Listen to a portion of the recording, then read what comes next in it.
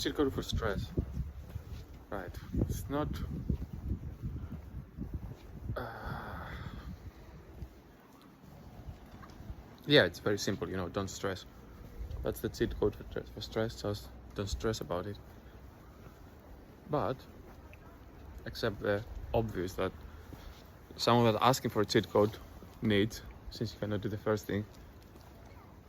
The most easier thing to do is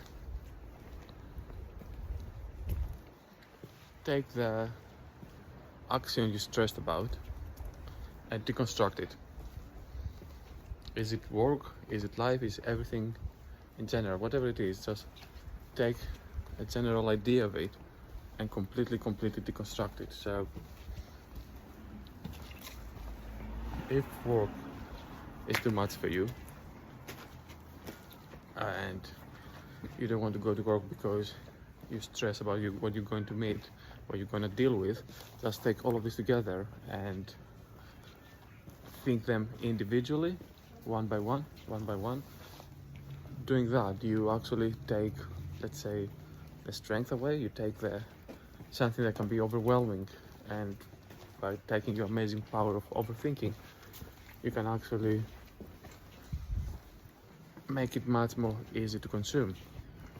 Or another thing, if you're stressed about meeting someone, or about in general what you're gonna do tomorrow, just deconstruct the whole idea. What you do on what you do on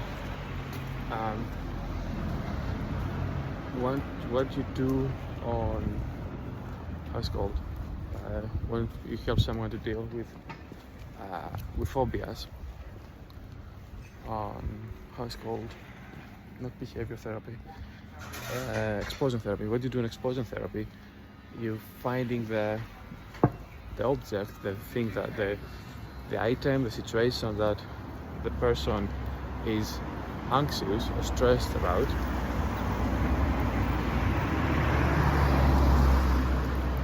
and deconstruct slowly to make it feel more accessible. So let's say if you are stressed about mouses, you cannot think of the idea of a mouse live with you. So let's say if you're stressed about mice, so let's say if you're stressed about mice, you cannot accept the idea of a mouse living in your house, or seeing one on the street or on a park, and just the idea freaks you out. What you need to do is deconstruct this idea and start to say, okay, so I cannot think seeing a mouse gonna make you jump, so let's go back. Let's go and sit down on a coffee shop and let's talk about it.